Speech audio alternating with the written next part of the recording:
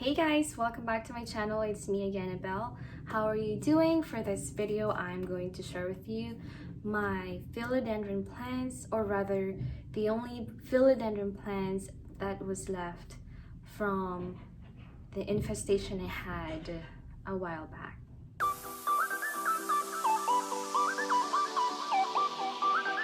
Let's begin with this first plant I have, and it's called the Philodendron Garrity.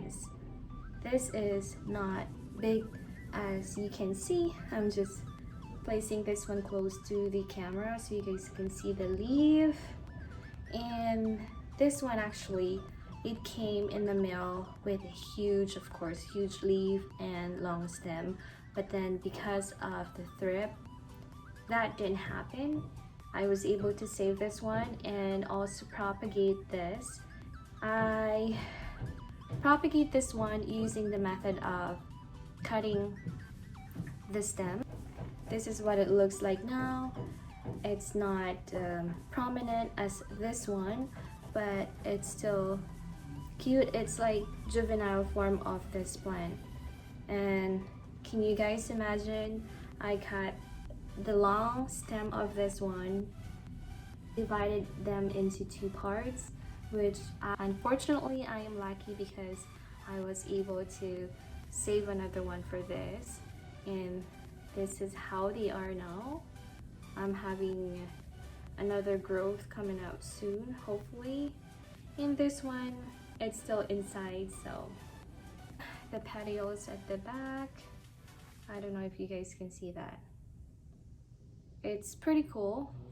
It feels like when you run down your fingers like this, it feels sandy. So I put some sphagnum moss on top because it takes forever to grow. Water this one 3 times in a week because of the pot I'm using. It has a lot of holes on for good aeration, and I mixed my cocoa core with perlite. So that's how I water and care for this plant. I placed this one by the wall where my shelves are, so it's doing well, I guess. That's my Philodendron Garrity. Next plant I wanted to share with you is my Philodendron panduriform or panduriforme. This is how it looks. It's pretty big, and you guys can tell this leaf, it has a mottled appearance because of the thrip. I was able to save this one from that tiny, slender insect because when I saw it right away, I wiped it out and rinsed it after that. This is actually very thick and it's very tough leaf, so I'm glad that I was able to save this big leaf. The way that you can find the thrips is by looking in the middle of the veins like this. They are really tiny and very small.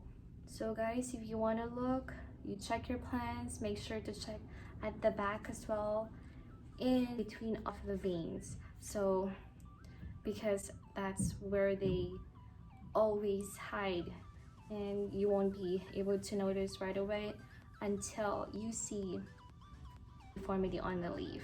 So as you guys can see, this has a long stem and actually have, I believe, 4 leaves on it when it came, and then I propagate it.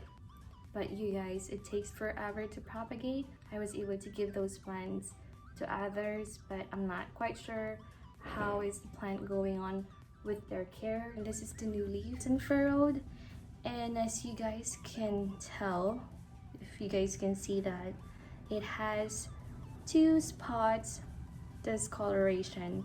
That means something's going on with this plant before, but like I said, I was able to prevent that insect to come on this plant again. I'm also using my cocoa core medium mixed with lots of perlites for good aeration. I made this in the beginning of my plant journey. This is a moss bowl that I made from sphagnum moss. Again, this is my Philodendron panduriform or panduriforme. The next one is my Philodendron fibrosum. This plant story, I actually ordered this last year, but then it came in a different plant. It came in Philodendron serpens, and I told the seller I already have the serpens and they're both the same as the one I bought from him. They responded back to me right away and they were able to ship it after a few months for free, and I'm so lucky because I thought I won't be able to have this plant, but yeah, he was able to send it for free and it came in 2 leaves. I didn't like the look of the leaves, so I decided to remove it. And this one is the new leaf that unfurled, and I also have this new growth, and I just want to show you guys the petioles as well. It is so hairy and it looks like the philodendron serpens, but this one have a reddish, the serpents have a greenish hairy petioles. So the next plant here, I haven't introduced or posted this plant on my Instagram. I don't know why, that's why I noticed. And this is my Philodendron Garrity, and this is the new leaf. It's pretty cute, pretty cool. And these are the leaves that came in the mail.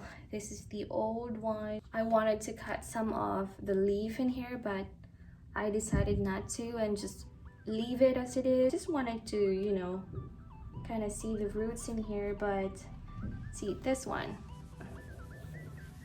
So that's the roots. It's just fascinating to see the roots growing, and I don't really water it too often because of the pot I am using. It always moist inside, so I'm placing this one under my grow light, and I guess it's working pretty good. The next plant I wanted to show you is this poor little guy over here. This is my Philodendron mame. As you guys can tell, this leaf is due to the thrip, and this one as well. It's been a while with me and I haven't seen any good progress of it. I'm hoping, or I'm still hoping, that this plant will be giving me a good healthy leaves soon.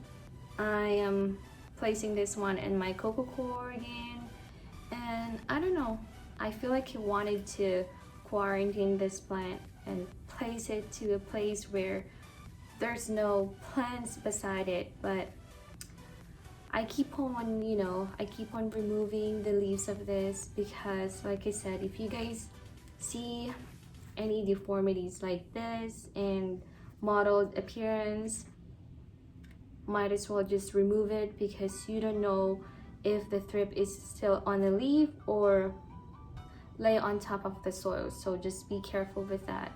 And also check, like I said, check at the back and in between of the leaf, because that's where the thrips always hide, and they are very tiny, slender, and sick.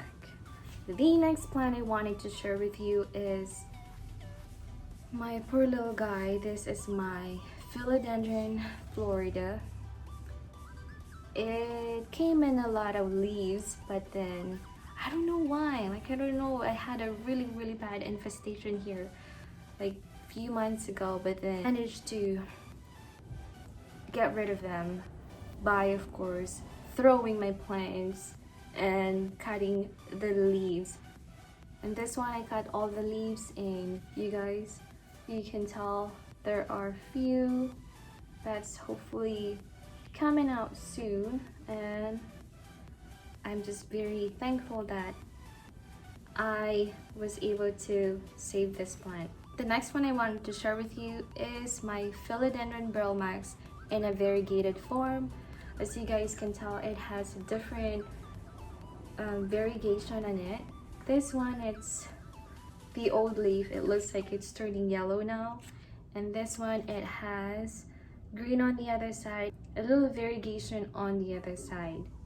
And this one is interesting because it has a yellow color on the side and a little variegation on the other side, which it's like a moonlight for me.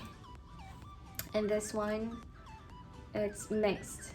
Actually, this plant is my first international plant, and I got this one, or I bought this one from Indonesia. This actually came in a green leaf, but then I keep on, taking them out or cutting the leaves because of the bad appearance due to the thrip. So hopefully it'll grow more this spring or summertime, so we will see.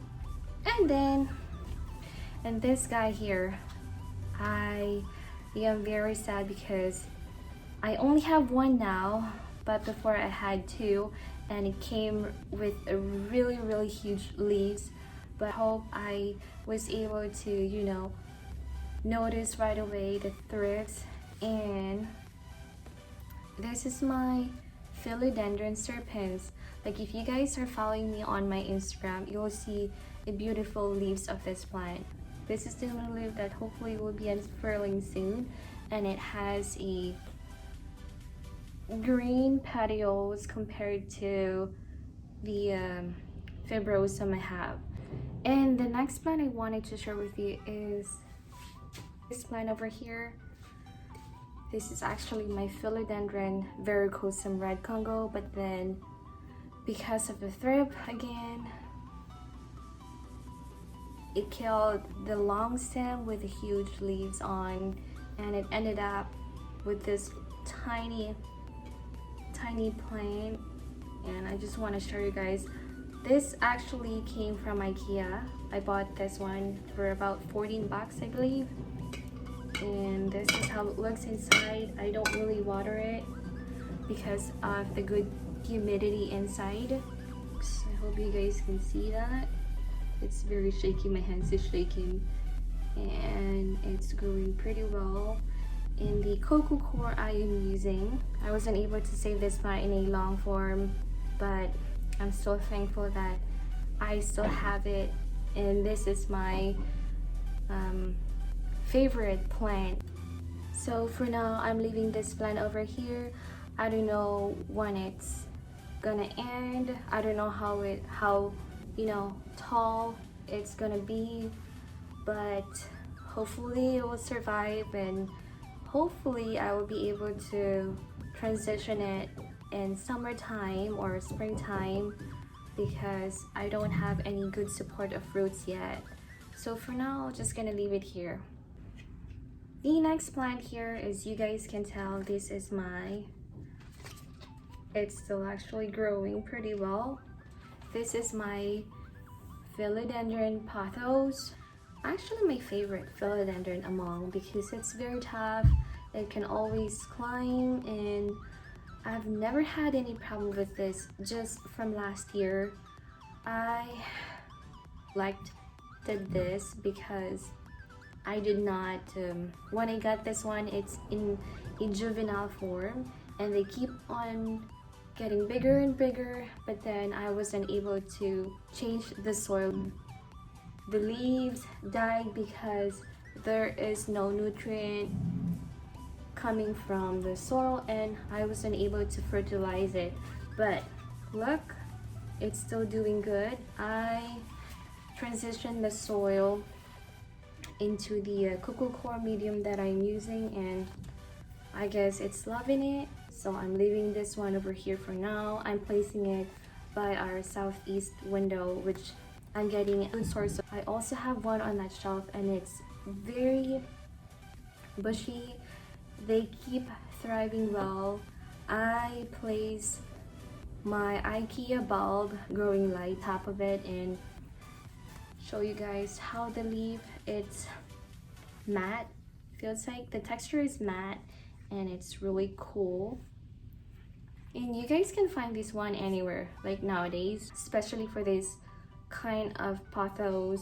You can always find it into your local nurseries.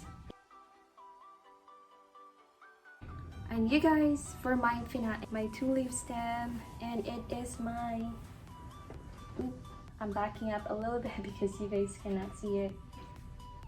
Oh my god, I don't know if you guys can see that, but this is my Philodendron Gloriosum.